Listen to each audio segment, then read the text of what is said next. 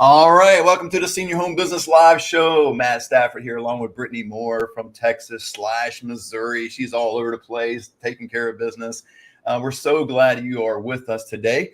If you'd like to be a part of a senior living group, just a free group for information, just kind of hobnob with some people online that are serious about seniors. Many of these students are our students, and then a lot of them are not our students. They're just part of the group. So you can just click the link below in the description and be a part of that. We're going to talk a lot about the senior referral business. That's what we do on this show. Even though today we're talking about regulations and talking about nursing home versus assisted living.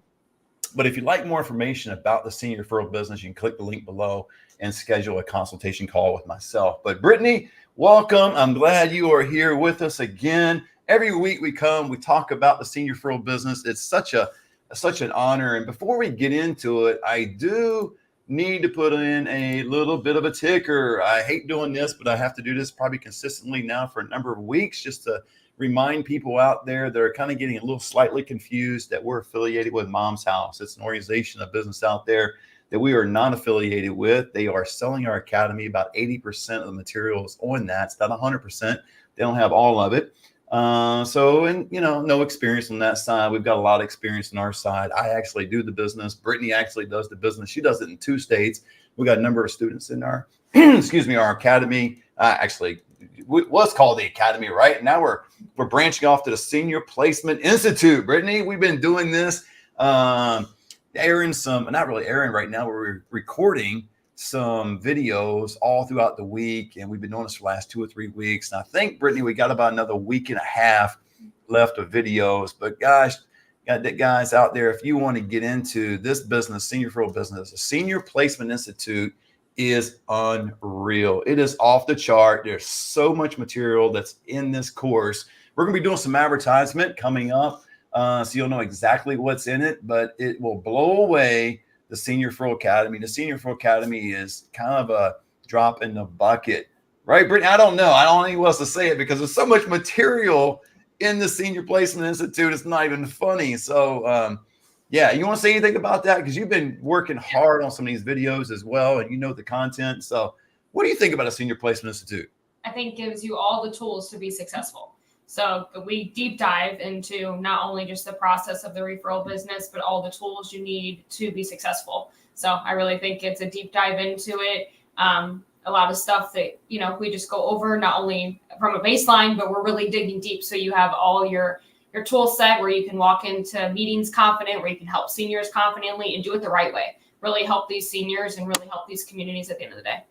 Absolutely. Because be successful in anything, Brittany, you know this as well as I do. It's mindset, but also it's skill set. And that's what you can learn in the Senior Placement Institute, as well as tool set. Man, you got to have some tools. You can't have people just kind of teach you in theory and they go out and read a book or they pull out some information, kind of like what they're doing with our Senior Referral Academy. Just kind of like, in theory, you can do this. This is not theory. This is actually something we do. All right, let's get into it, Brittany.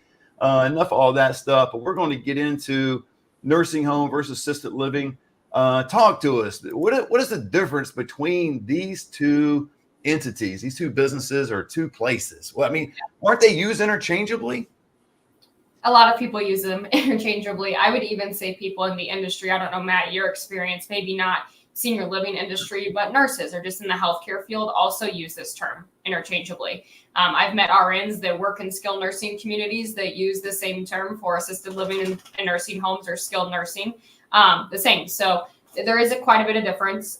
Typically, nursing homes are going to have your more medical care, round the clock, 24/7 oversight. Yes, assisted living and nursing homes do have a lot of the same qualities, but they also do have certain regulations that are different. They're licensed different. And we'll go over a little bit in detail in this article too. It shows that every state is different.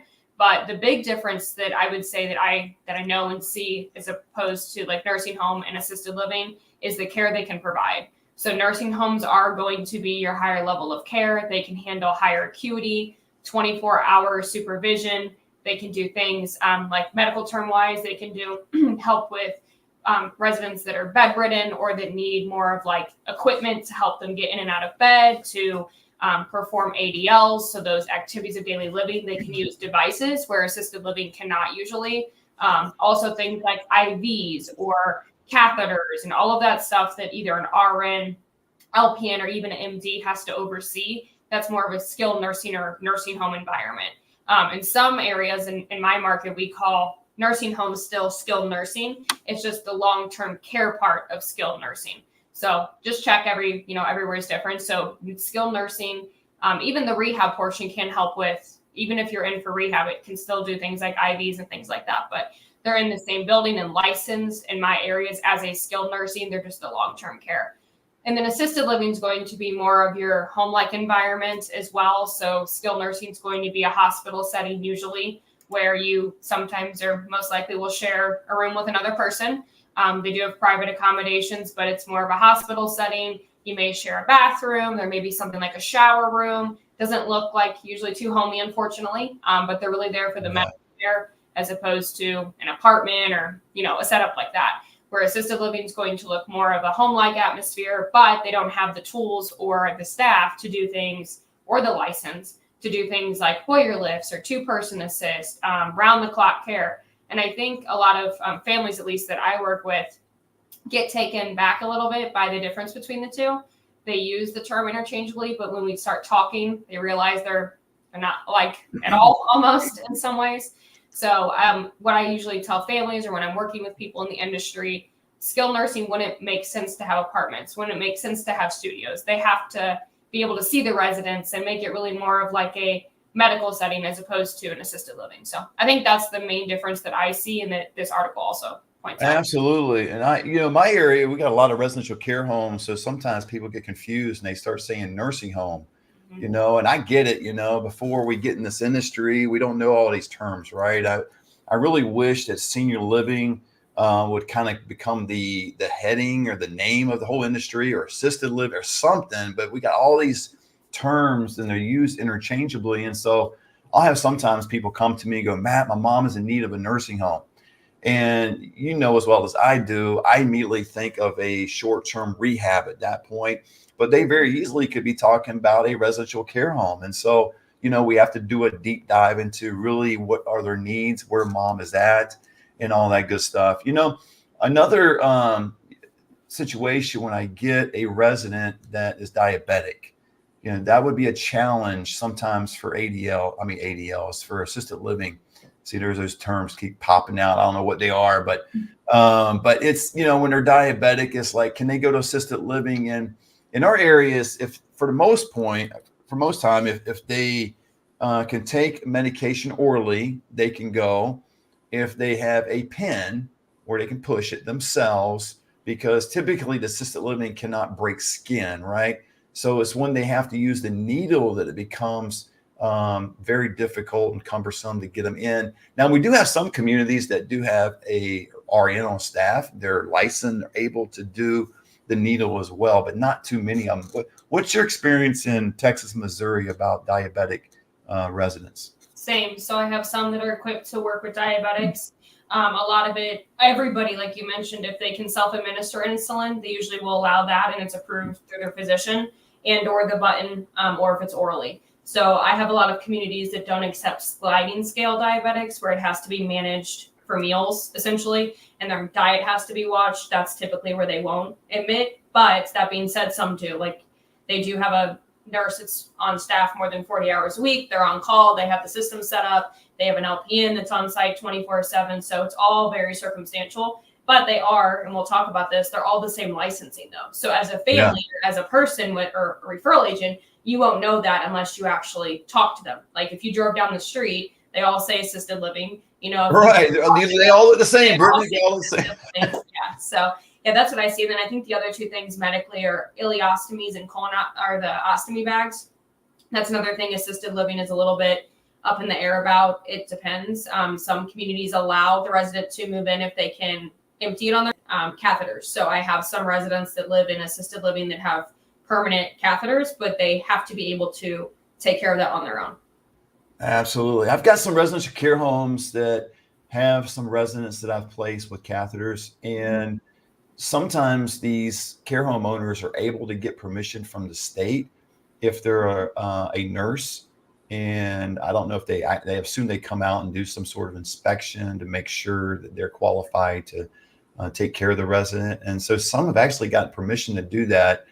Now I can imagine if I was running a residential care home, I'm not a nurse, I probably wouldn't be given permission to do something like that. That would be a little different, right? But Brittany, let's get back to this article. So we got on here all these differences. You want to stop right here and talk about the differences between these two? Sure. Yeah, like I kind of mentioned just in the beginning, a lot of it's going to be care-based or assisted living or skilled nursing.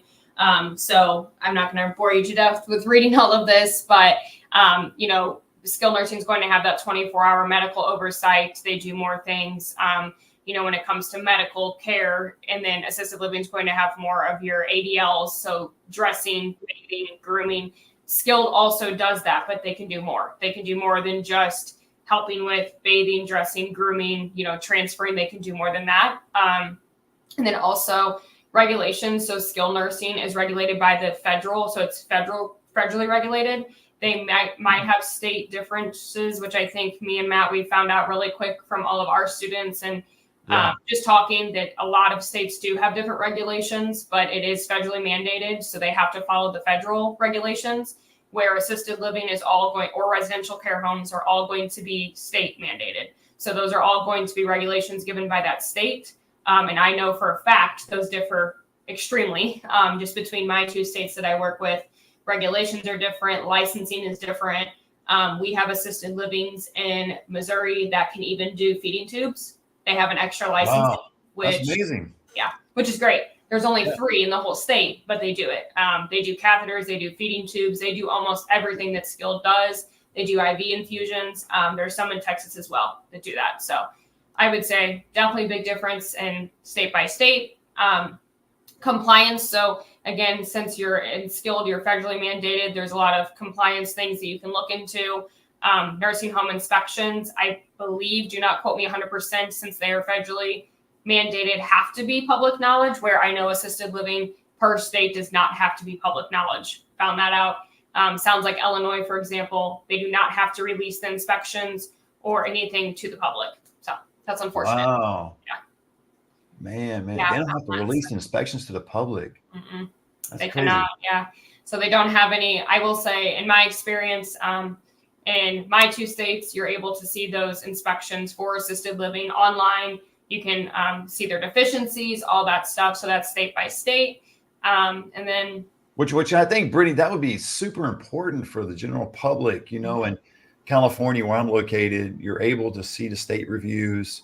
It's public information. A lot of times people know how to get to it. It's kind of, 6, 7 clicks onto a certain website. It make it a little bit harder to get to, but it is accessible to everybody. And we're able to see like what type of citations that this community has. And so it could be a type A citation. It could be a type B citation.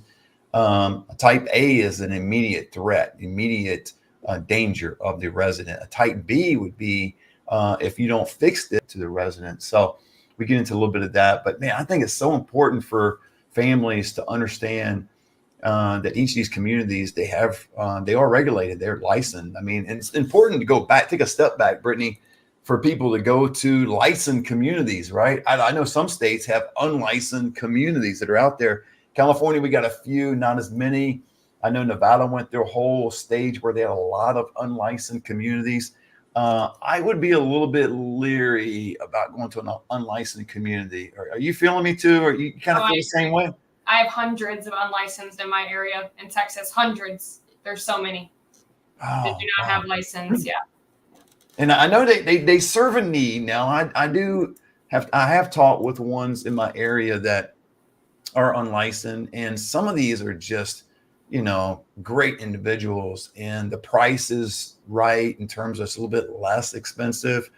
But if you're going to be a senior referral agent and you decide to go that route, and placing a resident in an unlicensed community, at least do this. If you decide to do, I'm not advocating doing that, but if you are going to go that way, in that direction, please let the family know, be honest and transparent, and say, hey, this community is less expensive, but they are unlicensed. Do not, please, with full integrity. Do not try to place somebody somewhere and just, the family's assuming they're licensed and they find out otherwise later. So I'm not judging one way or the other. I just don't personally refer to unlicensed communities. If you decide to go that route, please let the family know. Yeah, no, I back that too. I mean, I'll be honest, to do a quick story, I did have a family pick one that was unlicensed. They were RNs that owned it. They were fortunately getting licensed. So it's kind of a backhand thing here in Texas and sometimes in Missouri as well. Missouri doesn't have the care home portion of it, but you do have to have 1 or 2 residents before you're licensed. So they have to test, they have to see that you're caring for a senior before they issue the full license. So they were in the process, and the family did move forward with that because they were, I don't want to say the prototype for getting licensed, but they were, and it turned out amazing. So I'm not, just do your research. If they are getting licensed, I would say, maybe consider that. That means they are in the process of doing so. They're following the licensure regulations, so they do get licensed. So just check that out. I know in Texas it's taking quite a bit to get licensed, so they're in that weird gray phase where they have to have residents, but they don't have their license yet. So yeah, and I know some states, Brittany, the state goes out more often than not. I've heard of some states where the state will go out and only inspect or only evaluate the community if there's a complaint. Yep. So some states, you guys, that you're going to work in as a senior referral agent, the state is going to have just kind of a schedule. They go by, like a lot of the communities in my area, they go by twice a year, and they sometimes, I've heard, just kind of pop in. I think most of the time they try to schedule it because they really want the care homeowner to be there, the executive director, and that kind of thing. But sometimes they just pop in, depends on the complaints. But I guess some states don't do that on a regular basis. And I've heard some states go out maybe every other year. I don't know. So that's something that you really want to consider and think about, and be knowledgeable as a senior referral agent. You want to be knowledgeable of your market. We talk a lot about this on this show. We talk a lot about it definitely in the Senior Placement Institute, right, Brittany? We talk about knowing your market. And I think you're going to hit that a little bit later on in this show. But going back to this article, that's what else we got on here, Brittany, we can talk about. They're just talking about, so essentially in this section, they're saying that skilled nursing typically is a faster move. They mentioned this article that it's more of a medical emergency as opposed to assisted living. I have not had that exact experience. I would say a lot of my moves as a senior referral agent are immediate, whether it be skilled or assisted living. It's typically always followed by a hospital stay and or a rehab stay. And my experience just depends on how well that senior does in rehab as to where they'll qualify to go afterwards. Now, I'm not saying every single move that I've done. I know, Matt, not every single move you've done has came from a hospital to a rehab scenario, but I would say probably 85 to 90% of my business is that. So I kind of, again, I'm not discrediting this article, but I think they're just mentioning that skilled more of a medical emergency. So sometimes they have no other option but to stay in a nursing home as opposed to going home or going to assisted living.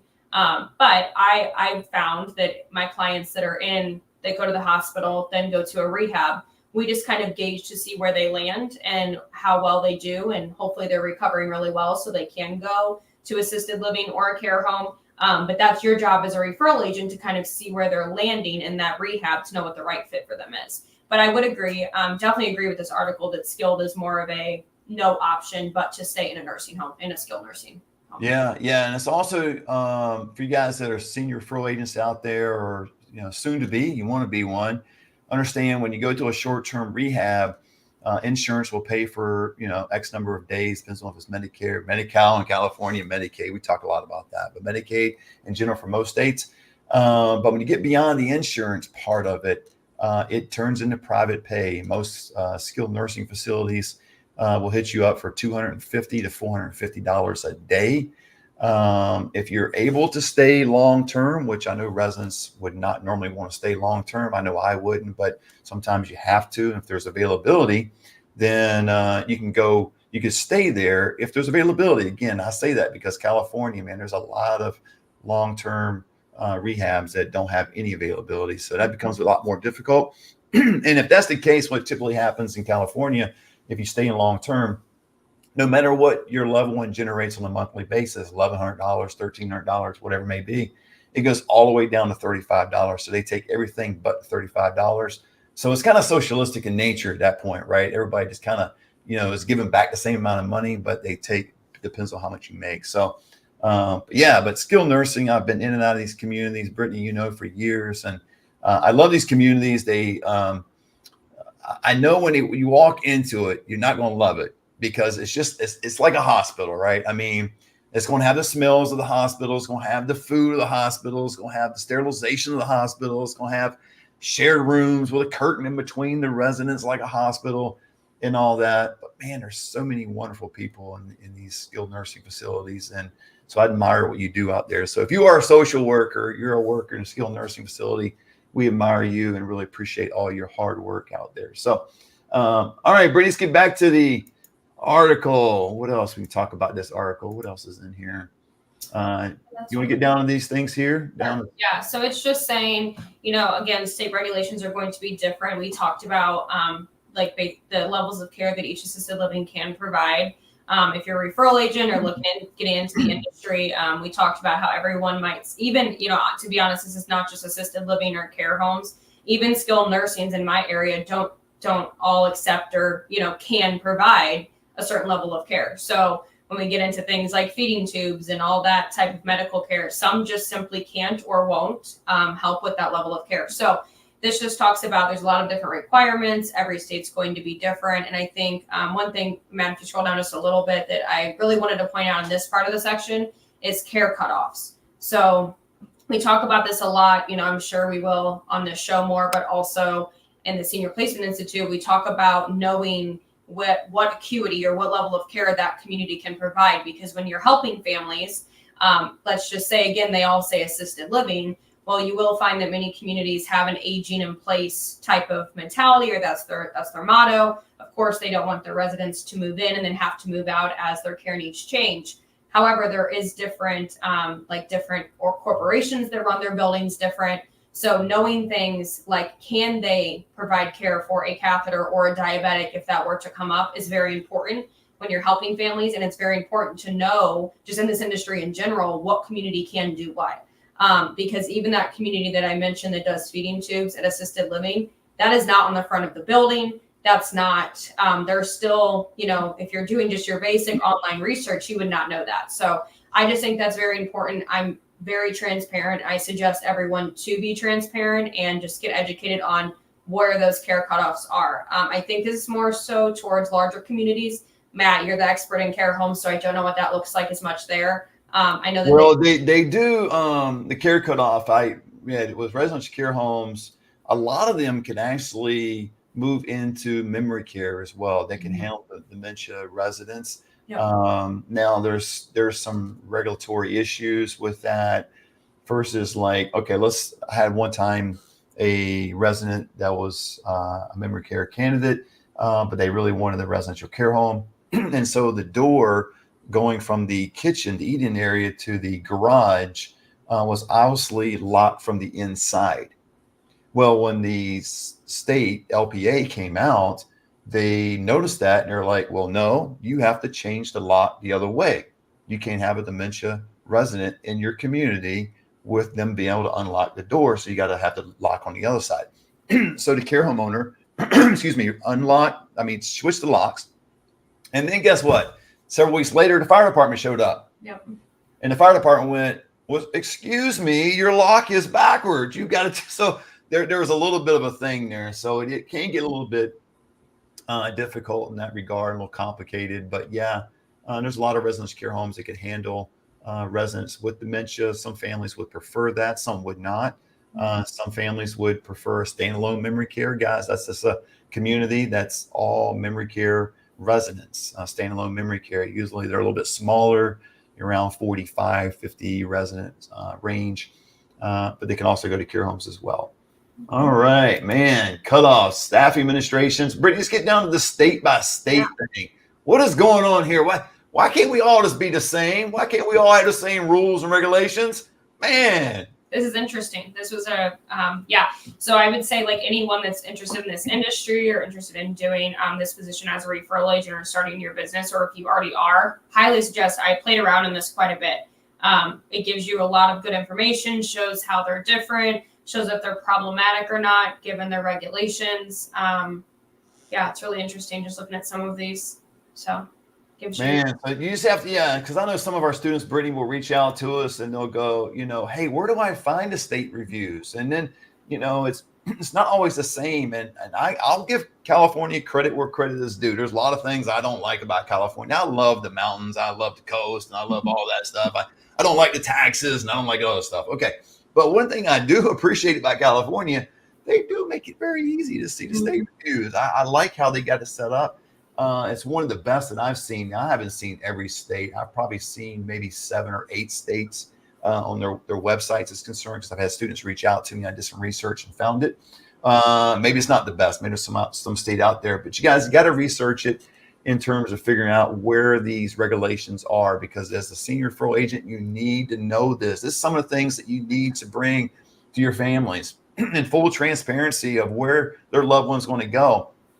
And going to these regulations, guys, one thing I want to say about this is don't expect perfection, right? Don't expect perfection. I'm not perfect by no means. I don't think anyone else out there. Brittany, are you perfect? Maybe you. I'm far from it. But and the communities aren't either. So don't slam them too hard. But what I do with the regulations, I look for trends. I look for, like I had one community in my area about 2 or 3 years ago. It's been some time now. And it seemed like every 3 months they had a mismanagement of medication. I mean, every third month, the state was in there on a complaint of somebody be given the wrong medication. There was one time they gave a resident the wrong medication 30 straight days. Unbelievable. So you have those kind of horror stories that are out there. But, again, they go up and down. They got that issue corrected over time. Again, that was a couple, 2 or 3 years ago. So they don't have that issue today, which is great. Then you look at some that you go, oh my gosh, they got licensed in 2014. They've been in business now for 10 years, but they got 45 citations. So they're averaging 4.5 citations a year. If that's the case, the state is not there 4.5 times. They are there. They're living there. They're having an office there. If they're getting 4.5 citations on average per year, all the complaints and all the different visits. So that's why it's so important that you really want to do a deep dive into this. Well, Brittany, let's get into the PowerPoint presentation. You kind of want to just recap. Recap everything. So some of the takeaways or what? Go ahead and take it away, girl. Yeah. So just nursing homes, and this is a lot of big articles. So nursing homes and assisted livings, they differ in levels of care. They provide regulations, costs, and accepted payments. We didn't deep dive too much into this, but nursing homes do accept things like we kind of touched on it. They take private pay. So if you're not there under Medicare, if you're not in a nursing home for rehab, you do become private pay, or you have to become a payment source that is not Medicare. So Medicare does not pay. Doesn't matter if you have Anthem, Aetna, AARP, any of those types of Medicare plans, Advantage supplements, they will not pay for long-term nursing home care, assisted living care, any of that. So nursing homes do allow you to pay either privately, depending on the state with Medicaid, that federal program, or just self-pay essentially privately. There's other benefits that we talk about, I'm sure, quite a bit, but that is the difference where assisted living does not typically, in any state, Medicaid does not cover fully assisted living. So they do differ in that area. And then we talked about this quite a bit, but assisted living and nursing homes, they're used interchangeably. So if you are a referral agent and if you're working with families, I would definitely consider this. I would say a lot of my families that I'm speaking with, I know a lot of students' families, they come and say, oh, mom or dad really needs to go to a nursing home, or mom or dad really needs to go to assisted living. But we really need to make sure that we're digging deep with these families, knowing exactly what those care needs are to ensure we're recommending the right places. But I see both sides. And Brittany, one key word, sorry to cut you off just real quick, is just get clarity, guys. Just get clarification. Just get clarity what it is they want. Don't assume by hearing certain words like assisted living, nursing home, whatever it may be, and kind of go, okay, I assume they're talking about this. Mm-hmm. Because what's going to happen is in this process, if you get with the family and you assume wrong, and we all know what assumptions are, right? If you assume wrong, then you're going to go through this process with this family and get 3/4 the way into it going, oh crap, that's not what they want. And so you just wasted a bunch of time, not only your own time, but you kind of wasted time for the family. You maybe sent a red flag and signal to the family that you might be a little incompetent. So please get clarification. Anyway, go ahead, Brittany. I just wanted to. No, that's a great point. Thank you for mentioning that. Yeah, I think just one thing else to piggyback off of that is you want to make sure that, like I said, we say a lot of people say, oh, they need a nursing home, but unfortunately it can also go the other way. So they might say, oh, my mom or dad really needs assisted living. And they might be thinking of the beautiful buildings with the apartments. And unfortunately, their loved one doesn't qualify for that medically. So that being said, just make sure in a humble, and you're also a referral agent, but I do take this time to a little bit educate families. They're already going through a lot. I'm not saying to put them through a PowerPoint or do anything along those lines, but just as you walk them through the process, you're also educating these families. Most families have no idea about this industry, about the options until they're calling you a lot of times. So just wanted to piggyback off that. What's the CCRC, Brittany? Oh my gosh, these places. I got 2 of them in my area. I actually like them. I don't do any business with them because they always have a huge waiting list. But talk a little bit about continuing care. What is it? Retirement community. Continuing care retirement community. Yeah, continuing care retirement communities. Tell us a little bit about that. Yeah, so we talked a lot about just assisted living in nursing homes. So I know we didn't touch too much on memory care, but a lot of times that falls more into the assisted living type of atmosphere as opposed to a nursing home. But CCRCs, they offer usually every level of care. So independent living, where you need no care, you're just living your best life in a retirement community, all the way through the nursing home. So those communities offer everything. However, assisted living, memory care, independent living, and nursing homes can all be in separate buildings. There's probably way more of those in my experience than there even are CCRCs. To piggyback off Matt, I don't do a bunch of business with them. Unfortunately, they're always full. So everybody loves that concept. So they're having no problem getting clients. I'll tell you that. They don't need me. Zero problem. They don't need me. I couldn't even get a client, and they're unreferral agreement contracted because they're on such a long wait list. So anyway. Hey, what that says to me though, Brittany, real quick, is the CCRCs do an incredible job in marketing. I mean, guys, you have to understand this is going to take 50 to 100 grand, sometimes a bit more, just to buy in, just to get into these places. Okay. And I know people are using sometimes the equity from their home, the retirement, whatever it may be. But here's the key thing for senior referral agents out there. You guys that are in this business or thinking about getting in this business, and you always hear the stories of, well, nobody could ever afford assisted living. Dude, they CCRCs have a waiting list. And there's one in my area. There's 100 people on the waiting list. They don't need me because there's 100 people that are willing to say, you know what? I'm willing to lay my $75,000 on the table today and sign the dotted line and get into it. So that being said, that's my little rant about that. Because I know we have one $450,000 is their entrance fee. And they're on what was that? 450,000. Woo! $500,000 to get into CCRC. Woo! On a wait list, 2 years. On the wait list. Okay, guys, that should encourage you about this business to get into it. People have money. It's like anything, right? People have money to do this. And I know there's a lot of individuals out there that don't have the money. And I hate to say low income residents because I used to say that. But man, you think about it. You're talking about somebody that might not be able to afford $3,000 a month, $36,000 a year. That is a lot of money. I mean, to me, that seems to be a lot of money to be spending on care. But there's people that have the money, that need the service, that need this, whether it be a CCRC, memory care, assisted living, whatever. Anyway, that's my little rant about that. So let's move on to the next point real quick, Brittany. Yeah, just nursing homes, they're federally regulated like we spoke about, and they also have state regulations that will all be different.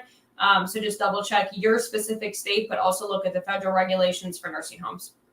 Absolutely. And I think we got to cover that. Assisted living is all state regulated. That means that there are enforcements. Definitely check out that page, that article that we had posted. Check your state because you will see really quickly that none of them have. I'm not saying none of them have the same, but it looks like they're very, very widely spread out on what they do, how they do it, and what you can and can't do. And then inspection reports and deficiencies are available. I put an asterisk because I know not everyone has that, unfortunately, that opportunity to see those, but definitely check for that. And then ask good questions about care cutoffs when inquiring. So make sure that I would say when you're touring any of these communities or getting to know your market, or if you're even a family looking for a loved one and you're tuned in today, I would just make sure that you're asking good questions in general, but really talk about that care cutoff. That also kind of goes to the regulations, so you know where those stand, so you're not getting a call saying that your loved one has to move, or that your client has to move, that you have to help your client remove. So just make sure, and then just do your research in your market. That's most important. Wait a minute, I got to do some research. I actually got to do some work. Brittany, no, I want it handed to me. I want it all on AI and just done it for me. I don't want to do any work. I actually got to do some work. Oh my goodness, guys! I'm telling you, fall in love with the work, guys. Fall in love with what you do. These are the stories you hear from Brittany all the time, and myself and other students. If you're into the our community, and it's just a joy to work with seniors. And there's no more. I don't know. I'm lost for words as to how I feel every time I have the opportunity, and I say opportunity because it is a privilege to help seniors and their families out there move and transition their loved one to the next location, next place of their life. So don't short circuit that by trying to do something real fast and just, I don't know, just get it done, get paid. It's not about getting it done and getting paid. It's about helping a real life individual that has a real life need, a family that's distraught, a family that's confused, possibly a family that is very troublesome, in their spirit about their loved one, what to do next. They're confused, they've never been through this before, more than likely. And so you're able to come along and to do that. So Brittany, that was a great topic. And you guys, if you want to be, again, a part of a senior living online group at no cost, just click the link below. And if you want to learn about all we're talking about, the senior referral business, and you just want to, be a part of this community, and you want to learn, you want to be coached. I mean, that's the key thing, right? That's one thing, Brittany, I think we do really well. Brittany does our midweek round table. It's a weekly collaboration meeting on Thursdays, 5 p.m. Pacific Standard Time. We do monthly workshops for you students out there in the senior home business community. Mark May 18th. I believe that's the right date, the third Saturday of this coming month. We got the best, in my opinion, maybe one of the best, I think the best, dementia specialist in the country will be a part of our workshop. So that's the kind of level of coaching you'll be getting in the senior home business. So click down below if you want a consultation to learn more about this business. But Brittany, thank you so much. Do you have any final words you want to say and kind of wrap it up for us? Yeah, no, just you hit on a lot of good topics today. Just do your research and love what you do. If you're starting this, if you're one of the students, just continue to learn. And it's a great industry. Awesome. You guys, we'll see you next time every Wednesday, 10 a.m. Pacific Standard Time. Put it on the notification bell. Be here next week. We'll talk to you later.